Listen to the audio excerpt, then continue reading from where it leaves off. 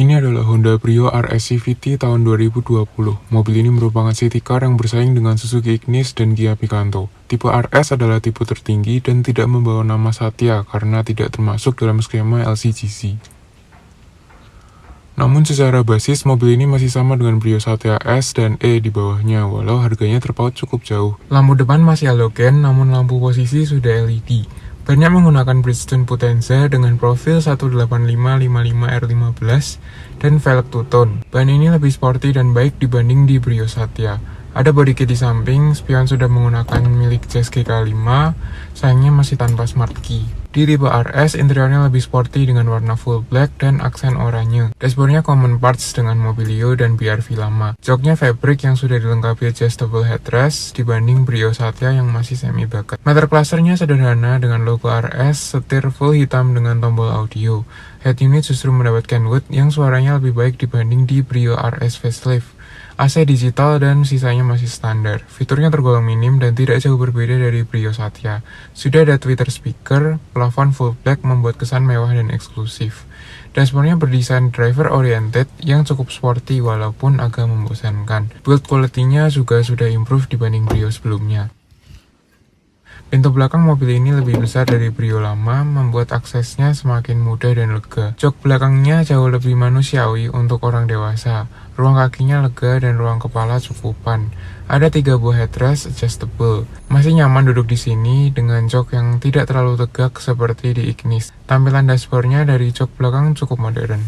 Tipe RS sudah mendapat spion lipat elektrik dibanding Satya yang masih manual. Di belakang masih ada 3 buah cup holder.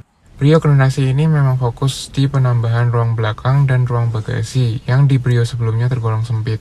Kini ia jauh lebih proper untuk membawa keluarga di belakang.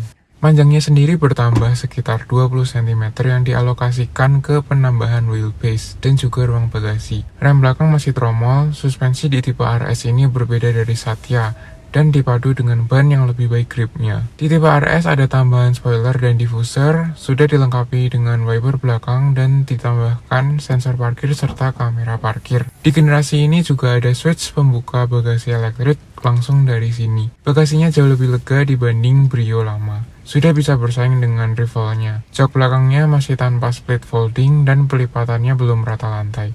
Volume kabinnya terlihat lebih luas dan airy dibanding sebelumnya. Di bawahnya ada ban serep dengan velg kaleng. Bagasi ini masih sangat cukup untuk kebutuhan sehari-hari. Honda benar-benar mendengarkan keluhan konsumen mengenai sempitnya bagasi Brio lama. Tampilan desain belakang yang pas dan tidak aneh-aneh membuatnya enak dipandang. Tidak sulit untuk membuat mobil ini ganteng dengan berbagai modifikasi yang bisa dilakukan. Dari sisi fitur ia jelas kalah dibanding Agya yang baru keluar. Namun image Honda selalu lebih eksklusif. Soal desain memang masalah selera, namun Brio ini masih memiliki poin keunggulan dibanding Agya baru sekalipun, yang membuatnya tetap diminati dan harganya bertahan.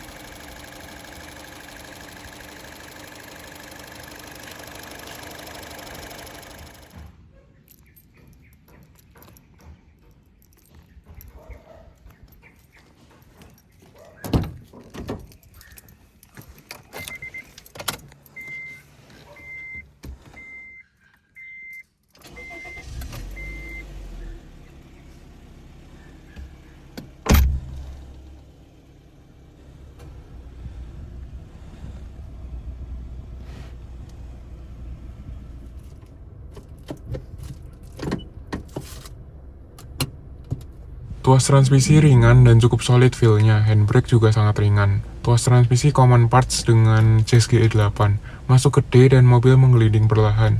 Terasa Brio ini cukup halus, mesin tenang dan pergerakan bodi halus. Posisi duduk nyaman dengan jok yang supportnya baik, walau terasa agak tipis dan busanya tidak terlalu empuk. Posisi duduk agak rendah, tidak bisa di-adjust ketinggiannya, namun sudah ergonomis. Posisi setir dan tuas transmisi sudah pas sehingga nyaman untuk perjalanan jauh, namun dashboardnya agak tinggi yang agak mengurangi visibilitas beberapa orang dengan postur yang kurang tinggi.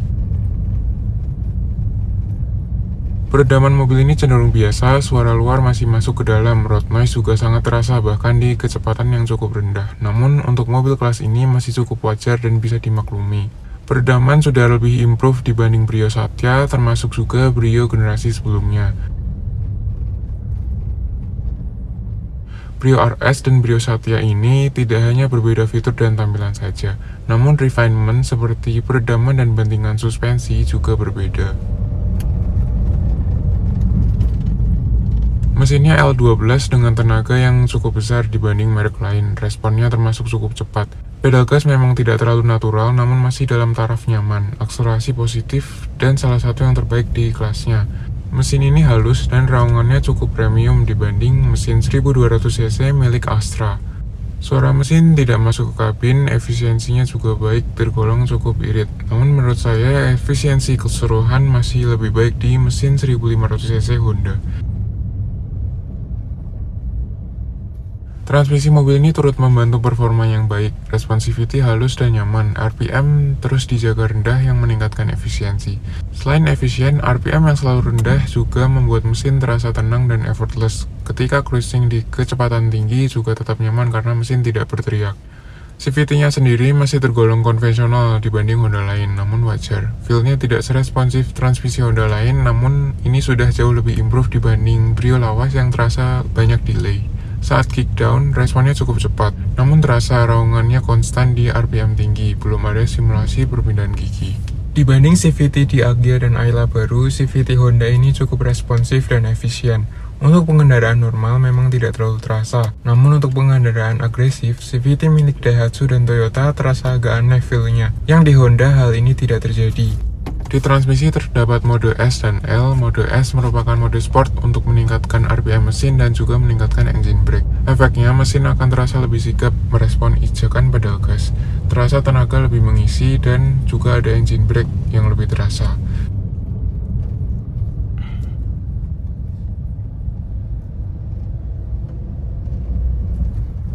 Sementara mode L atau low untuk rasio gigi rendah, biasa digunakan untuk engine braking yang lebih besar, misalnya saat turun dari gunung. Prinsip kerjanya mirip seperti gigi 1 pada transmisi manual. Silakan tonton video khusus yang membahas mengenai transmisi CVT ini. Sementara kinerjanya di mode D sendiri sudah cukup baik dan pintar, bisa diandalkan untuk berbagai kebutuhan. Suspensi mobil ini agak keras, bantingannya memang tidak mengejar kenyamanan seperti Nissan March, lebih mengejar fun to drive. Namun ia tidak sekeras Suzuki Ignis, ia juga sudah lebih empuk dibanding Brio sebelumnya yang terlalu keras dan kasar.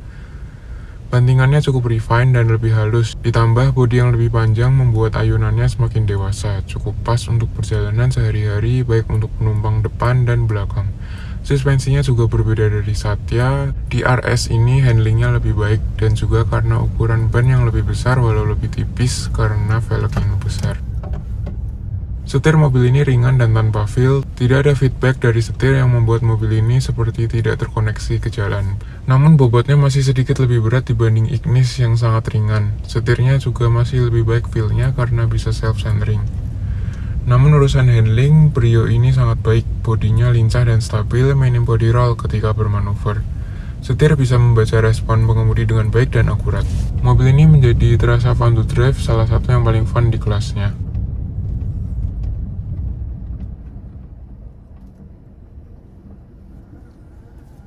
Overall, Brio RS masih menjadi city car yang pas untuk banyak orang. Secara fitur dan teknologi, banyak pesaing yang jauh lebih menarik. Bahkan dari kelas di atasnya seperti Race dan Rocky 1200cc yang harganya cukup mepet dengan mobil ini. Di edisi facelift-nya, fiturnya banyak meningkat di tipe RS. Namun, jika Anda mencari mobil fungsional yang nyaman tanpa terlalu peduli dengan fitur, mobil ini sangat recommended.